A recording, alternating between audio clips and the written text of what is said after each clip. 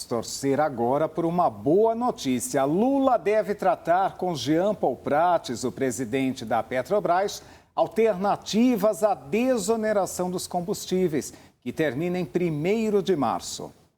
O objetivo, segundo assessores do presidente, é saber se a companhia tem como absorver parte do impacto do fim da desoneração.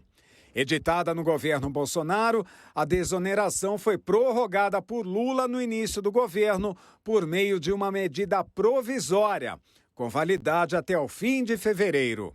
Caso decida não prorrogar a desoneração e se nenhuma medida for tomada em substituição a ela, o litro da gasolina deve subir 69 centavos e o do álcool 24 centavos. Isso nas distribuidoras, segundo a Associação Brasileira dos Importadores de Combustíveis. O custo da desoneração para os cofres da União faz com que o ministro da Fazenda, Fernando Haddad, se oponha à prorrogação da medida. Na pasta, a aposta é que isso não vai acontecer. Lula, entretanto, ainda não se decidiu. E nesta sexta-feira, às 11h59 da noite, termina o prazo de inscrição no Sistema de Seleção Unificado, o SISU, do primeiro semestre.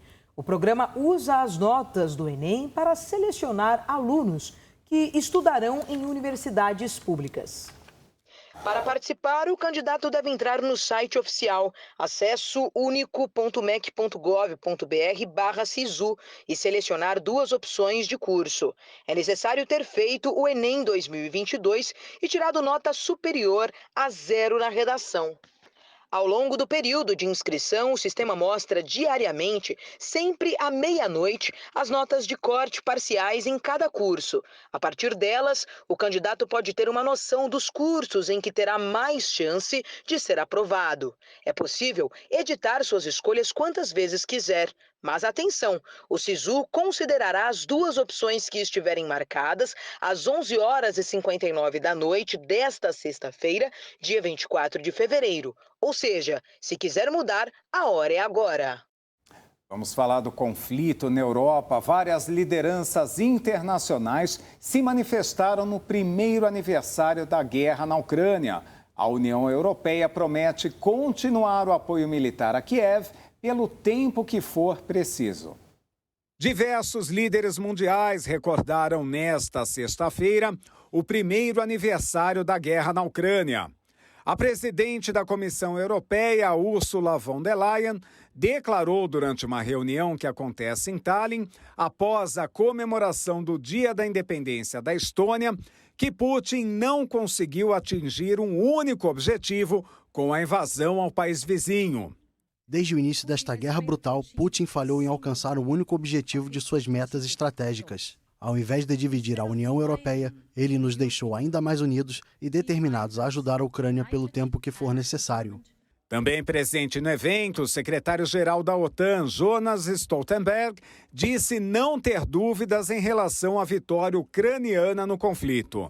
A liberdade não é gratuita. Devemos lutar por ela todo dia. Hoje, o povo ucraniano luta bravamente pela liberdade. E apesar deste 1º ano de trevas e destruição, a determinação e a coragem dos ucranianos vão sem dúvidas prevalecer.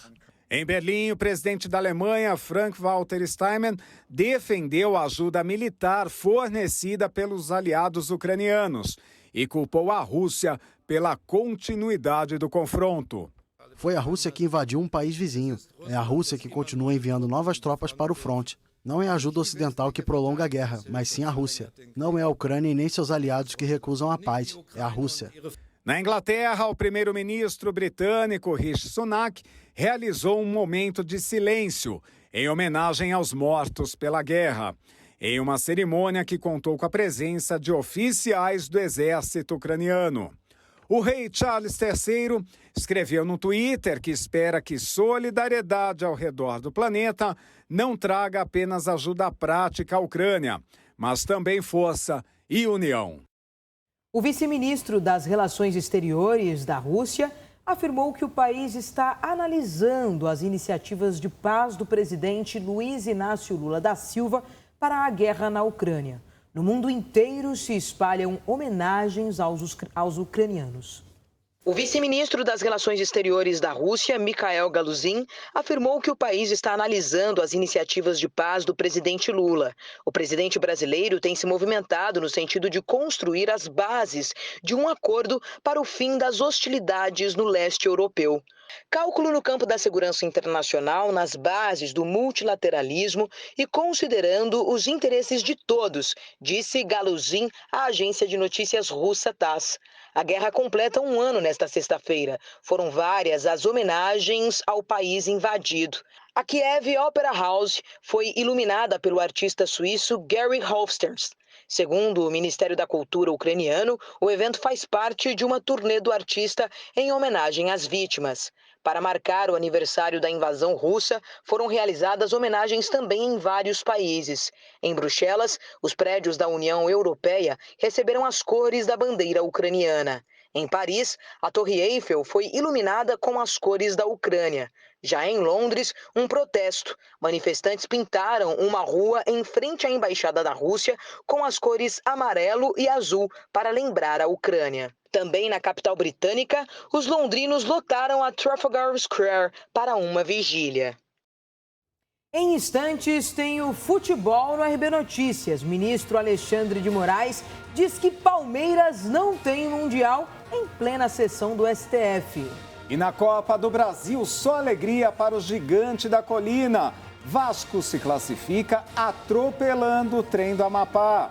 E ainda a contratação bombástica do tricolor das Laranjeiras. Você confere todos os detalhes daqui a pouquinho. O RB Notícias volta já.